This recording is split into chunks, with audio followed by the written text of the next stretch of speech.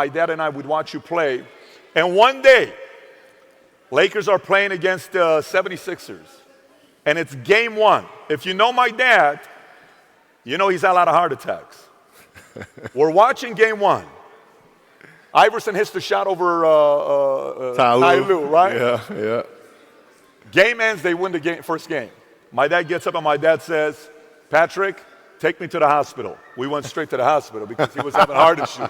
So that's how much we go back watching you grow up. You know, watching you play. It was amazing doing what you did for one organization for 20 years. But, you know, before we get into it and kind of talk about what you're working on today and some of the mental toughness stuff here, if I was in high school with you, Yeah. outside of your game, outside you playing ball, who was Kobe Bryant as an individual and personality in high school? If we were in high school together. Much the same that I am now, actually, which is extremely curious. Extremely curious. I had a great teacher in high school. Her name is Jane Mastriano, who I'm still very close to. And she sparked my curiosity in writing.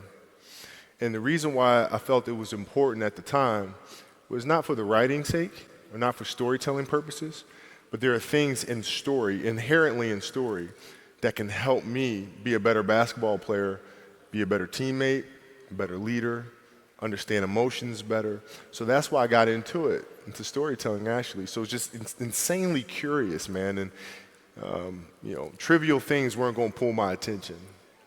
It had to be things weren't going to pull my attention. It had to be things that I had a purpose. I wanted to be one of the best basketball players to ever play. And anything else that was outside of that lane, I didn't have time for. At what age did that goal become crystal clear? I made that deal with myself at 13 years old. At 13 years old? 13 years old. That's the you deal were I made. Crystal clear about it? Crystal clear. And where did inspiration come from? The love of the game. The love of the game, the challenge. Like, I would watch Magic play. I'd watch Michael play.